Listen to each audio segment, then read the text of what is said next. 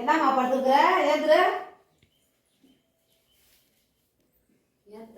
இதுதான் உன் தலைவலி வச்சு படுக்கிற லட்சணமா? உங்க அப்பா இப்படிதான் உன்னை வளர்த்தாங்களா? நான் இப்படிதான் இருந்தேன் எங்க அம்மா வீட்டுல. இப்படிதான் இருந்தியா? தலைக்கு ஊற்றிக்கிட்ட பிள்ளை வீடு கட்டணும் கொப்பையை போட்டுட்டு தலைவலி எடுத்து போயிட்டு பொழுதாங்க நேரத்தில் தூங்குறிய? இதான் வளர்ப்பா? அப்பா அம்மா இப்படிதான் வளர்த்தாங்களாம்.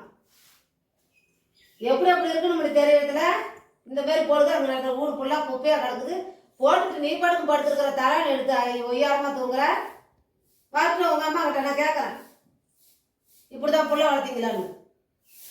ஊடு வாசல் வச்சிருக்கிற லட்சணத்தை பத்தியா? அடுப்படி எப்படி கிடக்குது, எல்லாம் துறந்து கிடக்குது, சோறாக்குல ஒன்றும் பண்ணல. இப்படி புள்ள இந்த மாதிரி பொழுதாக்கி தூங்கணும். இது பொழப்புக்கு இதான் நாயகியா? வெறுந்தாரில் படு, வாய் உனக்கு உனக்கு கேடு பொழுது இருக்கிற நேரத்தில். வா வெறுந்தாரில் படு, தலைக்கு ஊற்றின பொம்னாடி பாயை போட்டு படுக்கிற போது.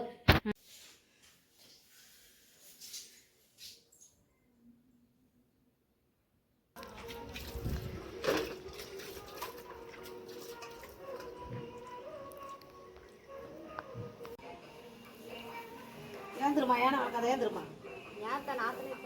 ஏன்னா நீ ஏந்திரு, நீ விளக்க வேணாம். நீ இந்த போட்டு போ, நான் விளக்கிக்கிறேன். ஏந்திரு, நீ ஏந்திரு.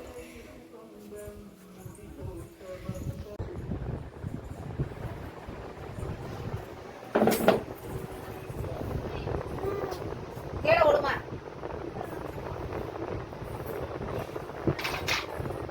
பிள்ளைக்கு சாமி கும்பிட்டு எழுதி வைக்கிறேன், நீ வந்து தூக்குறிய. ஒரு தடவை சொன்னா உனக்கு தெரியாது? ஒரு தடவை சொன்னா தெரியுமா தெரியாதா? இந்த மாதிரி பண்றிய. நாங்க சாமின்னா அப்படி கும்பிடுவோம், நீ வந்து இந்த மாதிரி குழப்பி அடிக்கிறிய. உனக்கு ஆசாரமா இருக்கு தெரியாதா? ட்ரெஸ் எல்லாம் கழட்டி விட்டாச்சு, பிள்ளைய தூக்காதனவே.